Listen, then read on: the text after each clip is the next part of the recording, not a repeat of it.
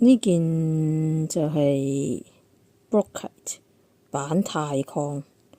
咁你呢個呢，就岩石比較多，咁你見到岩石上面就生咗水晶啦。咁呢個位黑色呢個位呢，坊間就會叫黑銀鈦。咁佢學名就係 Brookite 或者係板鈦礦。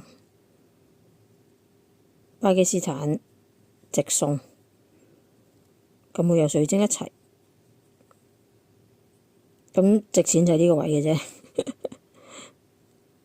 咁所以其他佢點樣冇乜特別所謂啦。不過就變咗你有個位可以做擺件咯。咁但係如果你要功能性啊能量呢，佢就集中喺呢度啦。所以有啲人以為佢係黑髮晶啦，或者會通常街就嗌佢黑銀鈦啦。咁睇你鍾意俗稱定係學名咯。